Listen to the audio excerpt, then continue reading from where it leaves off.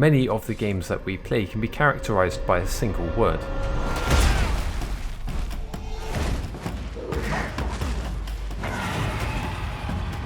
We could be quietly dispatching a target from a distance, dueling an alien creature from a galaxy far, far away, felling a beast 10 times our size. There are countless games that can serve up adrenaline-pumping, high-stakes action in abundance, but regardless of our game of choice, that intensity needs to be carefully managed. Too much, and it becomes exhausting. Too little, and it becomes mundane. And you may have noticed that there's a popular design choice that developers lean on to strike the perfect balance: the hub. We've all spent our fair share of time using them. At face value, they could just be viewed as a simple technique to offer the player some much needed respite. But hubs are far more than that. They can be emotional anchors, they can be vital tools to shape a narrative, or functional spaces pivotal to the core gameplay loop. And I want to explore exactly what makes them so important. But first, we should perhaps start by asking one simple question. What qualifies as a hub? A hub's blueprint can largely be identified by 3 specific qualities. 1. They are safe zones. 2. They're consistent points of return. And 3. They offer a place where we can utilize upgrades. Using that admittedly very basic framework, we can break down a wide range of hubs across the gaming landscape into 3 rough categories. First up, we have our narrative hubs. These are our Firelink Shrines, places like Sindri's house, the Fisheye. They don't only offer a change of pace, but they also serve as a linchpin for various narrative beats to unfold. They're usually locations where characters gather, places where we can find out more about the world, or even progress with main or side quest dialogue. In many scenarios, this type of hub is designed to evolve with the game's progression, often as a reflection of the player's choices.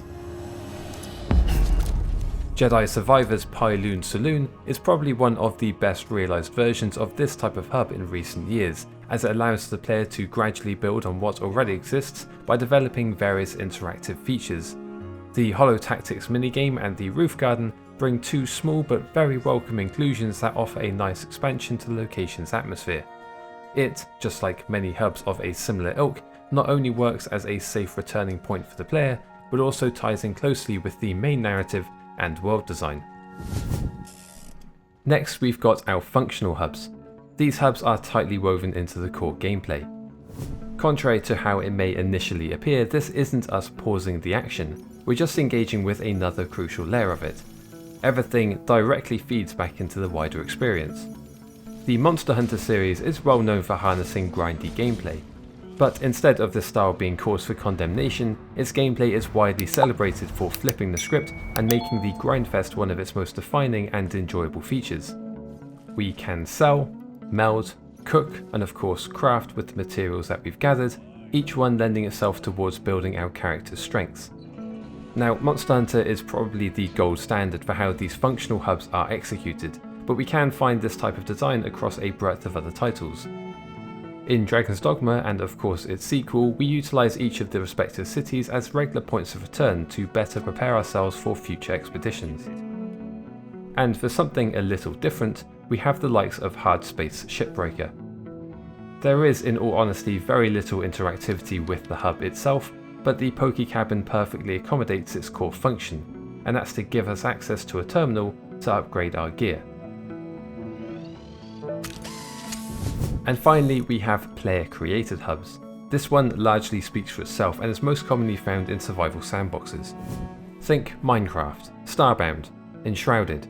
They are all shaped by our priorities and our creativity, and it stands to reason that the hubs that are built by the player often feel the most personal.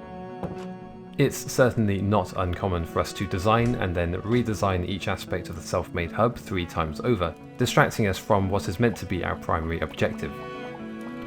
Valheim is undoubtedly the best example I personally have when it comes to this exact situation. Despite the ambition I have to explore the world and slay the next boss, it always appears slightly lower on the to-do list, just underneath tarting up my little homestead. Now, there's definitely plenty of overlap across these 3 categories. While we might try to define each game by a central theme, many titles blur the lines.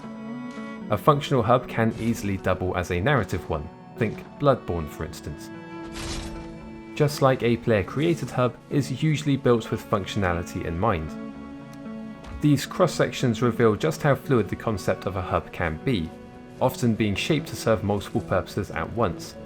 But regardless of how they're built or what they're built for, most hubs share one common objective, and that's to provide comfort.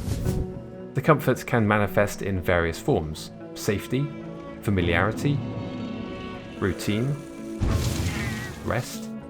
It doesn't really matter. What does matter is the feeling that we get when we cross the invisible threshold, whether that be through a loading screen or the gameplay itself. The intensity lifts. We've already touched on the fact that the games we play offer intense experiences, and these experiences are something that we willingly subject ourselves to. We're all familiar with escapism being a key aspect of the hobby, and a failure state like "you died" is a pretty compelling reason to lock in and completely ignore our real-world surroundings. But time dilation is a phenomenon that we gamers know all too well. Hours can vanish in what feels like minutes, especially when the action demands our full attention. So the frequent or even semi-frequent stops that we encounter through hubs gives us a chance to disconnect from that intensity, slow things down, and literally catch our breath. Now, you might think I'm being hyperbolic, but let's be honest, these spaces are designed to provide solace. How many times have you reached one of these locations and felt genuine relief?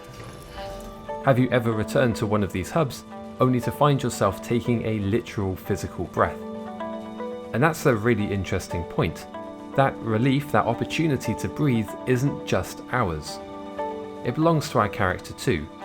Frankly, it's really easy for us to just take these hubs for granted, to casually accept them as a design choice that more and more developers happen to be using as an easy way to balance various gameplay mechanics. And it's true, a hub is an incredibly useful tool to manage narrative pacing. It allows for character arcs to unfold through exposition, or for the emotional connection of a location to elevate particular scenes. It's undeniable that the central location to sell goods, craft materials, and dump unwanted items is great from a UX perspective, just like creating a singular home for countless trinkets and valuables that the player gathers is probably easier on the developer. And of course, the creation of our own hubs cuts down on the need for the developer to design something with the intention of trying to please thousands, if not millions of players. Not to mention the added benefit of leaning heavily into player expression. But something that we often overlook is how hubs quietly enhance the connection between us and our protagonist. Sure, they give us a break, a way to prevent the endless action from blurring into monotony, and yes, they can reveal a new side to a character, making the narrative hit that much harder. But sometimes it's simpler than that. Sometimes it's as simple as joining our character in a moment of calm and away from the intensity. Taking the opportunity to appreciate that perfect balance and uncovering what it takes for a hub to be called a home.